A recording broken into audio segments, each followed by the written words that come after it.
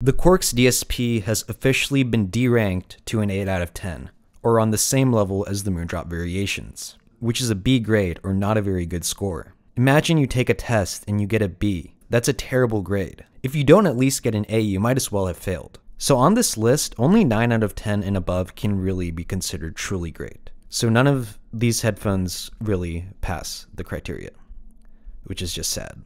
The reason this is happening now is because I really didn't spend enough time evaluating the Quarks DSP, and since the Quarks DSP and the Variations are even on this list, even though I said that the Quarks DSP sounds better than the Moondrop Variations, let me go over the things the Quarks DSP does better and the things the Variations does better. Starting with the Variations, the soundstage and technical performance and imaging is just so amazing, and I'm just getting surrounded by images popping out of my head, you know. I'm getting an erection over listening to the Variations. When I listen to the Variations, the speed of instruments is just so fast in the Variations. It's the electrostatic drivers are moving 1,000 miles per hour. It's just oh my god, man, the detail. No, all joking aside, that was my pseudo technical performance reviewer impression. Starting off, I want to bring up something that this guy Ian said to me. He was saying that since the Harman target did not display the head shadow effect, it doesn't sound correct. And without describing what causes this, the result is that you get a dip at around 1.5 kilohertz when listening to speakers at 30-degree angles. But to get into why this is not applicable, let's say we measured the in-room response of some ideal studio with an omnidirectional microphone. We now know the spectral balance. Let's say we measure the response on a head and torso simulator in that room. There will be directional features including the head shadow effect. If we make a headphone follow this target, or the measured HRTF, it will not timbrally sound the same as listening to the speakers in the studio, because the spectral balance will not be perceived as correct when applied to headphones due to the absence of time domain information. Therefore, it only makes sense to apply the spectral balance to an HRTF that is independent of direction, or diffuse field.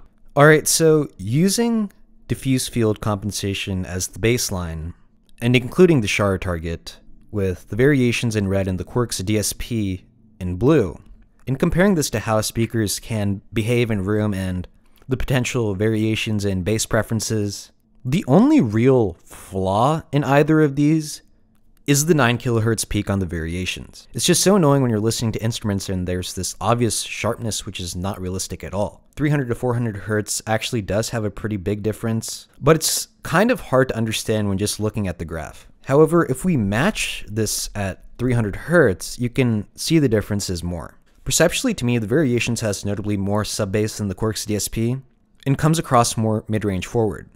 However, this absence of slope from 300 hertz to 2 kilohertz, ignoring the shout at 1.5 kilohertz, creates an impression that you're in a larger room. For example, when listening to speakers in a cinema or a huge room, typically the rise doesn't begin until at most 300 hertz. And the more dead the cinema, the lower in frequency the rise begins, and the boost depends on the size of the bass units and the amount of low frequency absorption. However, for a small room, the rise begins earlier, and is also why when you have a really high boost in this region or too much mud, things come across as too congested because there's not enough of a sense of space. And remember that below the Schrodinger frequency or the room transition frequency, it is okay to damage a flat direct sound in favor of a smoother in-room response or steady state measurement, because frequencies are mostly omnidirectional there. And the smaller the room, the higher this frequency is. So that's why I'd say both of these sound pretty good up to 8 kilohertz, at which point the Quarks DSP is just smoother in the higher frequencies and objectively sounds more natural as a result. Where the Quarks DSP absolutely fails is a lot of YouTube videos, which are a lot quieter than their Apple Music counterparts,